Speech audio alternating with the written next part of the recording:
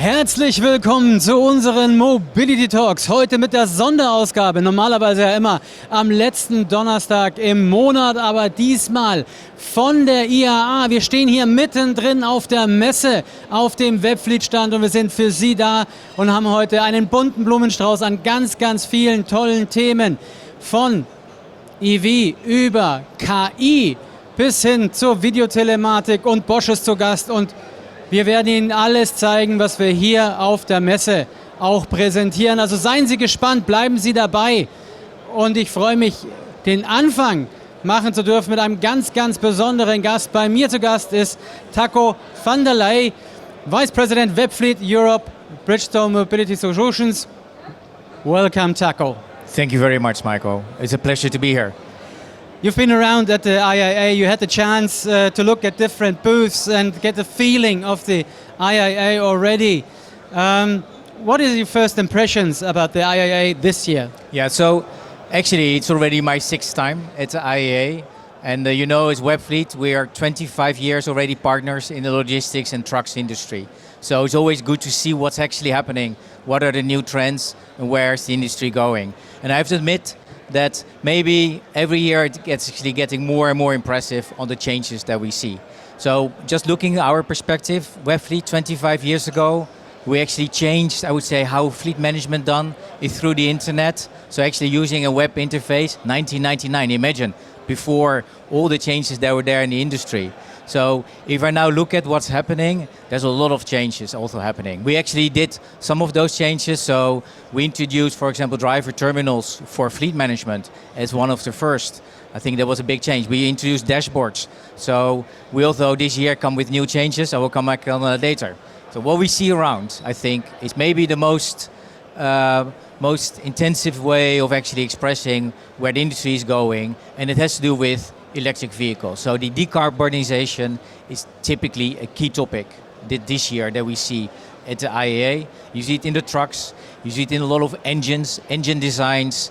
It's not just EV, it's actually also all the hydrogen type of engines that are coming, but also getting actually the electricity to the trucks. So the networks around it, there's a lot of new concepts, and I think I would invite everyone, while you still can, to come to the IAA this year.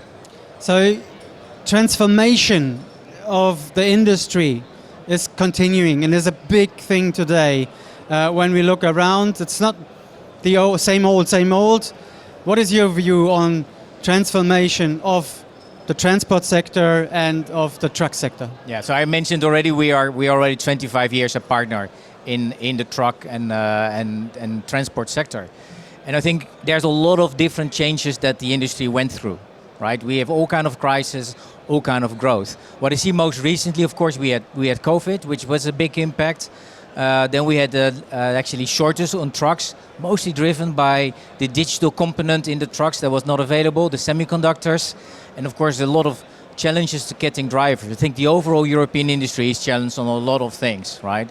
And I think this time, the biggest challenge actually is ahead. And what I already just mentioned, it's the factor of decarbonization, the EV factor in there, that will transform our industry in itself, I guess, over the next 5 to 10 years. Maybe not already at the next IAA, but it will certainly come in the next years. So biggest trend is decarbonization, net zero is the buzzword. Yeah. At the same time, we get the feeling that the truck segment is sort of under pressure. It's not easy for them right now. With all that innovation around the corner, how can that help that sector to get out of this negative spiral? Yeah, so indeed, there's a new growth coming up, but I admit that there's a lot of challenges and it's not making it easier. So making a transformation to electric vehicles, it doesn't make it easier for customers either. I think what you see typically is that actually they are not ready yet. So many customers are trying out a little bit, but it's still very urgent pilots. I think also concepts still need to come to a full growth and maturity before many customers start adopting it. The good thing is that there are pioneers. So for example, we have a customer in the UK that actually just bought a new 18-ton electric truck. So I think it's great to see that, but still it's 3 times the cost of a normal truck. So it's a different way. Then all the pressure goes on the fleet managers, the operations director, because basically they are given by the company a new target, you need to decarbonize, but no more budget, etc. So you need to have, there's different budget, different cost. You need to change your operations, your fleet operations, actually, because there are certain range that you need to take care of. So there's a lot of new changes that are coming. I think EV is not necessarily helping it on the first time. So there are a lot of factors holding them back to start the innovation. But in the end, innovation will help them to overcome? Yeah, so I think this particular innovation, if you look at where the market is going and the needs, they will have to follow in the end. Look at the overall transport sector. The transport sector accounts for 25% of our CO2 emissions globally. The heavy transport and trucks is about 6%. And actually the downside is it's increasing. Usually we use 1990 as your reference point. It's one of the few sectors where the CO2 footprint is increasing except of decreasing. So there's still a lot of work to do. And actually so far what you see is that also actually started governments to actually come with new measurements. So they think we need to come up with new regulations and new pressure. And I admit that that's also needed to get it. But that's not necessarily nice on the short term for the sector. So you see increased taxes on carbon footprint. And that's actually overall in Europe that companies or that governments have to do it. I believe here it's up to, in Germany, up to 200 euros per ton, 1 ton CO2 emissions. It's a massive amount of money that we're talking about. Then there's CSRD reporting, which we call scope 3 particularly. So if you work for larger companies, then you need to be able to show how much emissions you have. Also you need to come that, but after that, then you need to see, okay, what I'm going to do with it. So you see that there's a lot of changes. Mostly what you'll see is that transport industry is that your customers will be start asking for it. And already in many tenders it's soon coming back. What are your CO2 emissions? What are you doing to actually reduce them? So this will come more and more.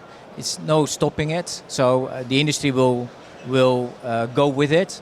And I think DV and innovations, particularly that we see now here today, are the ones that are needed to do that. So it gets more and more important to get the CO2 down. And we got the EU regulations pushing that. And do you see that, because the CSRD is just for the large companies, does that influence the small companies as well? Yeah, well, so first of all, it's for the large companies, but it's also for their supplier. So if you're a supplier to a large company, you need to actually comply to it as well and actually be able to prove and how much CO2 you actually have been emitting. At the same time, over the next couple of years, it will go more and more step by step the regulations into smaller companies as well. So I think that's already a big change. Then of course, reporting in itself is not enough. I think what we'll see next year when you first need to give the first reports, then we need to start thinking, okay, what I'm going to do now to reduce it. And there again, EV measures comes in as one way to reduce the overall emissions that a company has. So you told us a lot about the challenges and some of the solutions we see here at the IAA.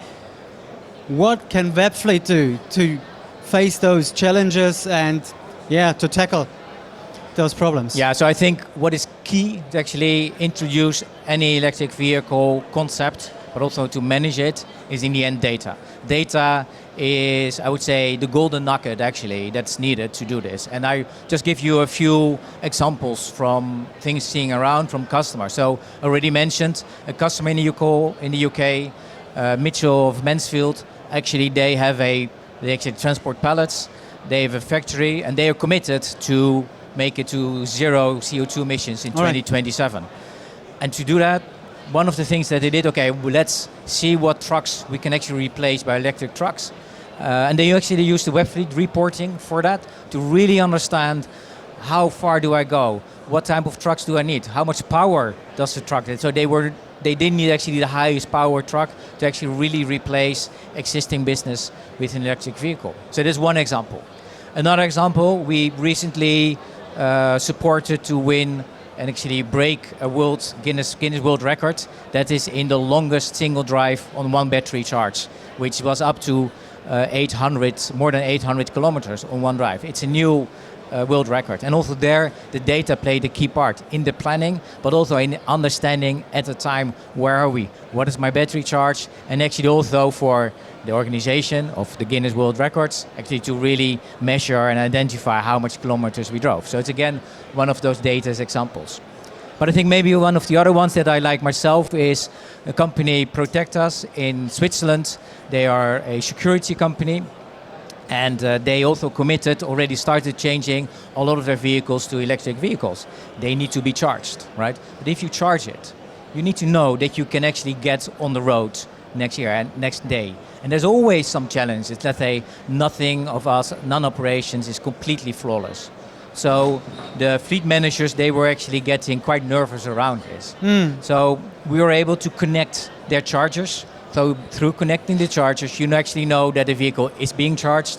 You can actually see when they start charging, when they stop charging, and you can actually optimize that. And by doing that, we brought a lot of peace of mind to the fleet managers actually that has to incorporate the electrification into the overall operations. So for me, those are just some examples of how data and how important data is going to be also in the next decade, particularly if you want to further decarbonize your fleet. What I find interesting about that is it's not only the operating part, so we start early, right? So we can help when you plan to do the transformation, and then when you bought your first EV, we can help when maintaining it, operating and manage it, but furthermore, even with the surrounding problems like charging and everything, we can help as well. Is that right? Yeah, so we basically throughout the whole cycle, from actually not having EVs yet to operating to managing, including the chargers, so connecting the chargers, I think we have solutions for that. And then again, the data and the data exchange where our platform is key. If you go further also, our platform also allows to incorporate, let's say, other applications. So we're not the only one that comes here with really good solutions. I think there's many of our partners do that as well. So also we use our platform as a let's call it like a synergy platform where the others can connect to. So they can use the same data, build new innovations, and actually also bring that to customers.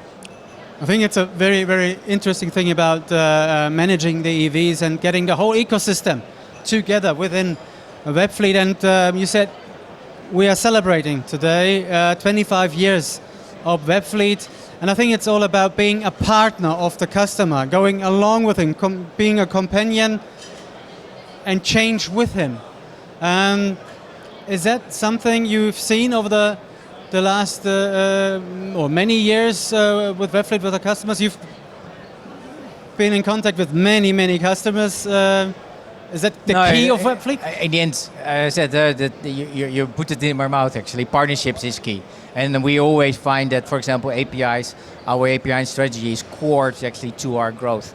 Webfleet is not just an application, it's a platform, it's a core platform. We collect the data, not just from our devices, but from any actually source that we can get, including from OEMs. So in the end, getting the data and actually opening that up to our partners and the partnership ecosystem is actually key also for our growth. Getting the right data and getting the data right, presenting them, making better decisions, always been part of our history. And I will talk to Raghunath Banerjee in the next session about the AI. With all the solutions we can offer, it seems like it's solutions for big fleets. It seems like you need a big data, you need big fleets. Is it just for XL fleets, or is Webfleet something for small and medium enterprises as well? I think it is both, indeed. So the small and medium-sized enterprises, maybe their challenges are even bigger. I mean, the big companies, they have budgets, they have people and resources. I think here, when you're small, you need to become smarter. And we help customers to become smarter. One of the things also that we introduced this week is our AI assistant. So it helps small companies to see where am I, compare it to all the other companies. I think that's really key to make the next steps for small companies. In the end, we always want to have solutions that are, well, the easiest to use, the most comprehensive to use. And you don't need to have a PhD actually to use Webfleet. I think you actually start it up, you get it going, and you immediately start understanding actually how you manage. So the intuitivity, typically something that we want to always bring to any of our customers. I think we open a world for small, medium-sized businesses. It's through our partnerships, it's through the data, and I think we are always committed to help them actually make the next step. So Webfleet helps everyone, is a partner for everyone. I think we have very, very good solutions we're showing today. We will do a quick tour later on over the booth, showing everything we show here live. Last question. Obviously, you said it's been 6 IAAs you've attended. Obviously, there will be a 7th in 2 years' time. What will be next? When we look at the future, what are the challenges of the industry, and what will we show from Webfleet? Yeah, so I think on the short term, what we'll see next year coming, 2025, it's our first CSRD reporting that needs to go out. So everybody will be challenged actually, what are you now going to do? So I think that will be really interesting, because I think that's the moment where I think we'll see the real actions step by step coming in. So I hope in the next IAA we'll be already much further in actually seeing customers picking up EV, but as well actually using the data. I think if you go then to the next 25 years, what are the key changes that are coming? And again, EV will be a key change.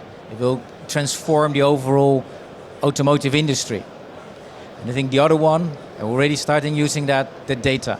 How you have the data, but particularly the IA part of it will be key. So actually using the data to be able to become smarter, become faster, become more competitive. Then I think there will be a new thing, is that more and more things will connect it. So we always had a vision, everybody had a vision, like the IoT connected everything. I don't think we ever really got there, but now what you see step by the vehicle, more and more things get connected. It will make it easier to manage your maintenance of your vehicle. In our case, as Bridgestone, also for example, we look at tires. Tires will be connected. The maintenance of tires will become easier. So step by step you see, combined with the artificial intelligence, predictive maintenance. I think that's where the next IAA will be all about. But actually that will transform the next 20 years of our industry. So what I'm hearing is the industry and the technical side is getting more complex, and our job is to make it easier for the customer to operate. That's exactly, you couldn't say it better. I think in the end we want to make it as easy as possible, the intuitivity for all of our customers. I think that's a great end. Thank you for coming, thank you for the time. It's been a lovely interview, and for everyone out there, für alle, die uns jetzt zugeschaut haben, ich freue mich, gleich nach einer kurzen Pause wieder da zu sein, und dann tauchen wir genau in dieses Thema, nämlich noch tiefer ein. Es wird um künstliche Intelligenz, Artificial Intelligence, AI gehen, zusammen mit Raghunath Banerjee, der uns viel darüber erzählen wird, wie wir damit umgehen können und wie das hier den ganzen Mobilitätssektor eigentlich auch verändern wird. Ich freue mich drauf, bleiben Sie dran, bis gleich.